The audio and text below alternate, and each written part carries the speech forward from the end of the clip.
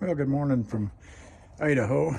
Alpine guy here, aka Chuck, and got another winter storm coming in, as you can see, and we're supposed to get, I don't know, maybe 1 to 3 inches, and maybe 2 feet up in the mountains. And it came out one more quick time. Alpine's closed up, and we're just taking a quick look. See, I keep the blinds down. On this side during the winter time. On this side over here, I keep it open because I have a very large blue spruce that blocks most of the sun, especially in the afternoon. Even in the winter time, that UV can shine in, and if you leave those blinds pulled up, that UV is going to start to degrade the interior of your Alpine. And I just wanted to give a couple of tips. Everybody probably already knows this, but if there's one guy out there that doesn't, and this video prompts him to think about a few things and go do some checks, and it keeps him from having problems next spring when he de-winterizes his Alpine, then taking the time to make this a rather dumb video. And when I say dumb, it's the guy behind the camera, because I don't know much. And it's about 26 degrees this morning, and so we'll just take a quick look. I always remove my faucet when I winterize, and the reason I do that is up inside there is a small strainer, and when you winterize, especially if you're using an RV antifreeze, it has a tendency to crystallize just a little bit.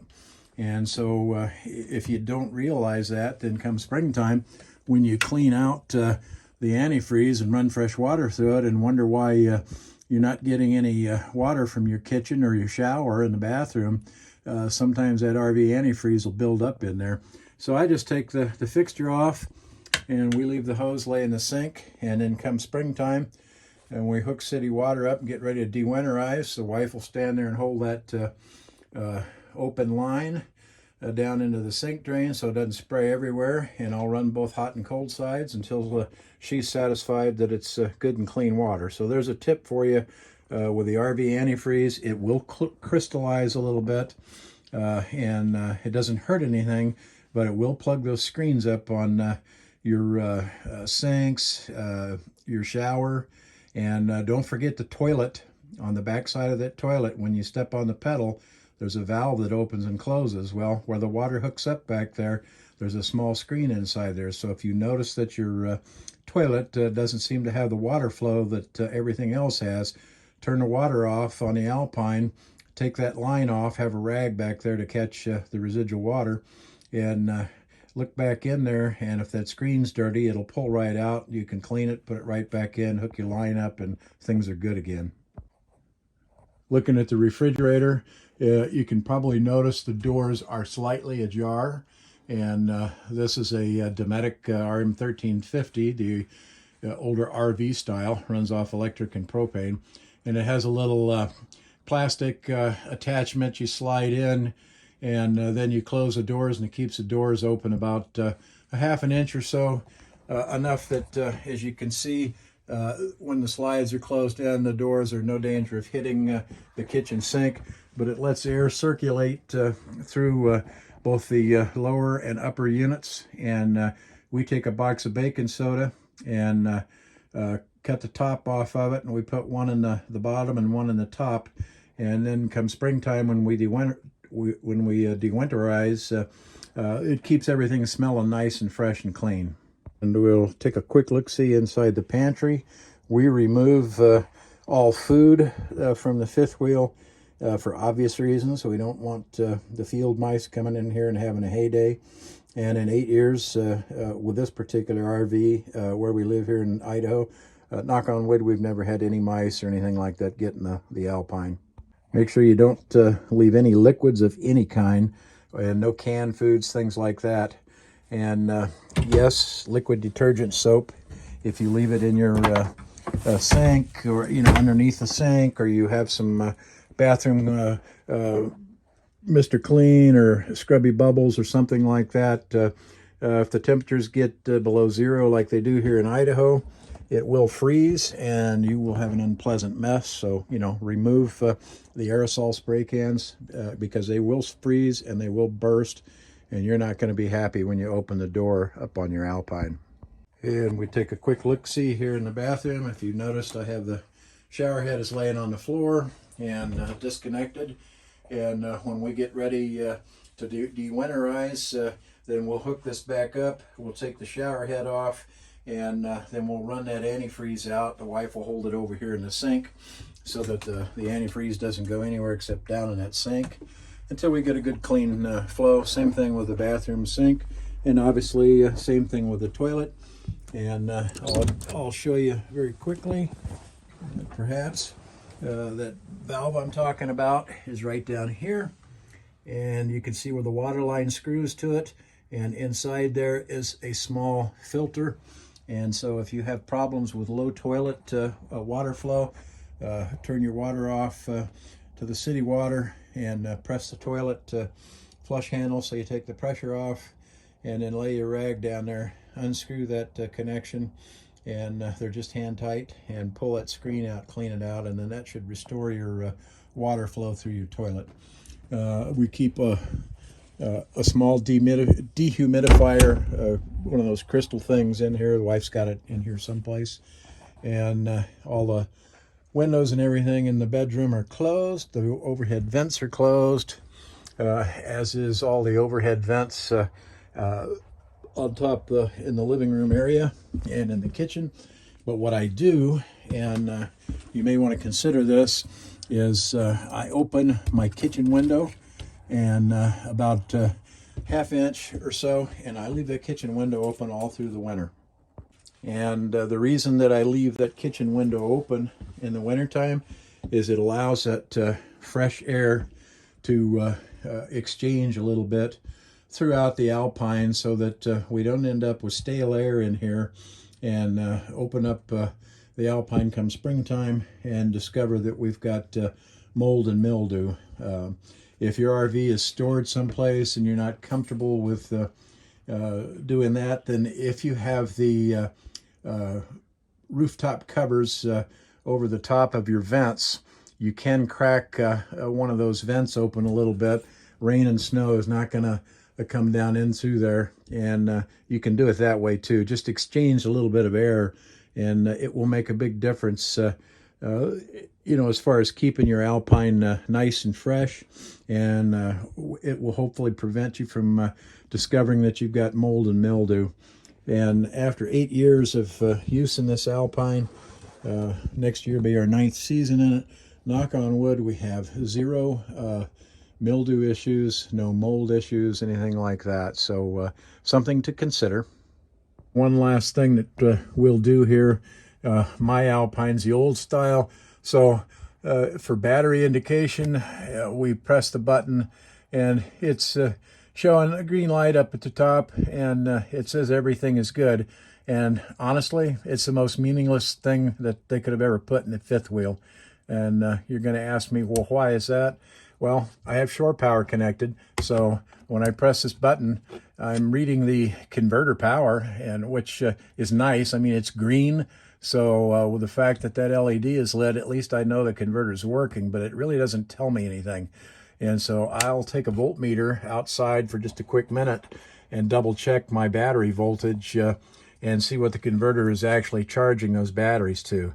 For the newer folks that have the on-command system with the display tablets, you've got a display system right there in your hands that will tell you what your voltage is actually reading. One of my projects, probably March or April, when it starts to warm back up here, is I bought a nice meter that I'm going to mount right in this area, and it's a nice digital display, and a lot of you folks may already have one of those, and if you do, let me know which one you have and how you like it. But I've been looking at 2 or 3 of them, and I've pretty much made my mind up. But I'm going to install that, and what it's going to do is it will allow me to read the incoming AC line voltage and current draw on both legs of the 50 amp shore power coming in. Plus, I'll also be able to monitor the battery voltage and amperage draw off the battery if we're shore camp, not shore, if we are boondocking, or if I'm running the furnace, I can look and see how many amps that furnace is drawn. So that's going to be a nice addition to this Alpine. And it's always strange, some of the things people notice when I shoot a video. Someone asked me, why do you have the towel always laying on the floor? Well, yeah, you can see that there's a rug underneath of it that we can lift up and shake out. But during the when we're not camping, or even if we are camping someplace, be it dry camping or in an RV park, if we've got rainy weather and things like that, I find that I can take a towel and lay that right at the entrance door. And if your shoes are wet, or like us, if you have two 65-pound chow-chows with wet feet and wet fur on their feet, you can put them right on that, and you don't track all that crap inside your Alpine. If you notice, the floors are nice and clean. The wife cleaned all the floors and stuff when we got home from the last trip late October, and used Murphy's oil on them. So she'd be upset if she came out here and saw footprints everywhere. So you can see there's no footprints, and that's why I use the old towel. And so we're out here looking at two very old GC2 golf cart batteries that we bought from Costco in 2015, and they cost $89 a piece then, and they have performed outstandingly. And but I'm going to replace these in the spring with two GC2 batteries, again from Costco. They went up a little bit in price. Instead of 89 bucks a piece, they're 98, but they're an excellent battery. And we'll just take a quick peek at the electrolyte level. And I know I'd already checked that, but I always like to check those and make sure that the electrolyte level is good. I will come out here also through the course of the winter time, and I will check these levels once a month. And the reason I do that is I leave the converter powered up all the time, and so I want to make sure that the batteries aren't low on electrolyte, and that would cause an issue. And those of you that have the older Alpines, and even those that have the newer Alpines, if you haven't bought a multimeter yet, you really should. Even though you've got that nice display on the in-command panel, it'll tell you what your voltage is. A multimeter just lets you test everything. But another way to check your voltage is you can come out and just simply turn on your level up panel and press the arrow down one time, and then if you look at that, it'll tell you what the battery voltage is that this panel is receiving. And this panel is directly wired to the battery. There are no you can't turn this off.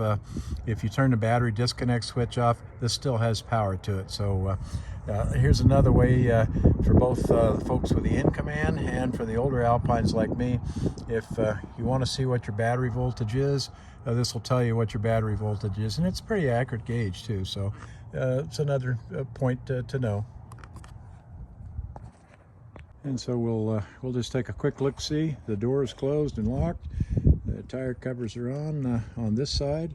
All the landing gear are down, and if you notice, they're on my non-traveling wood blocks that I use. These aren't the ones that I carry with me when we travel. And all 6 of these exposed cylinders are wiped down with a little bit of motorcycle oil, and you can use automatic transmission fluid, or you can use AW32. If you just spray that silicone spray with the PTFE on there, yeah, it's better than nothing, but it does evaporate and it does dry up, and so it really doesn't do much in my opinion. And I don't think Lippard thinks it does either. The exterior covers for the refrigerator attached, windows are closed. I've locked down my convection microwave oven vent, it's closed. And if you notice, the kitchen window is slightly cracked, and I explained earlier why I do that.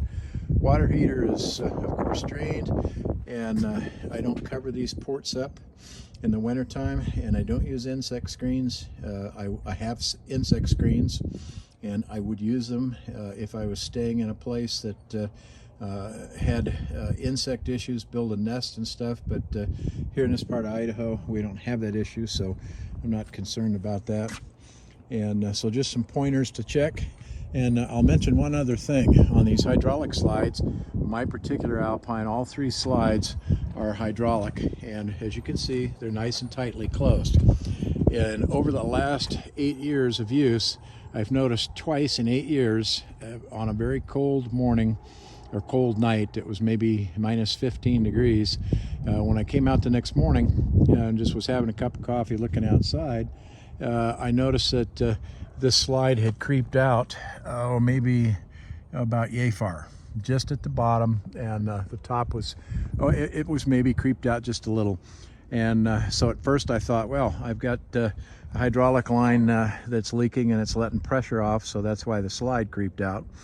And wife and I lifted the bed up and pulled the wood up and looked, there were no leaks. And so the next thought was, well, it could be an internal bypassing cylinder. But instead I just told her, I said, let's cycle these slides 2 or 3 times. It had warmed up to where it was about 27, maybe 28 degrees. Cycled slides a couple of times, closed them up, and never had any more issues. And didn't have any issues for another 3 or 4 years. And I think back in 2018, this slide creeped out just a little bit again.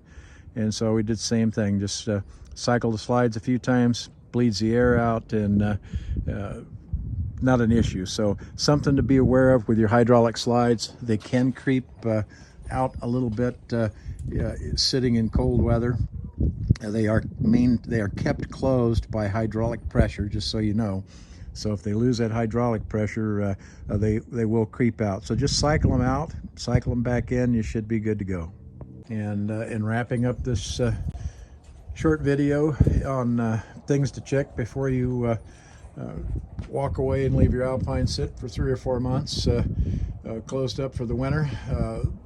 I've also been up on the roof, obviously, and I know that all the vent covers are intact. I know that the tank vent caps up on top of the roof are in good condition. They're not cracked and broken away.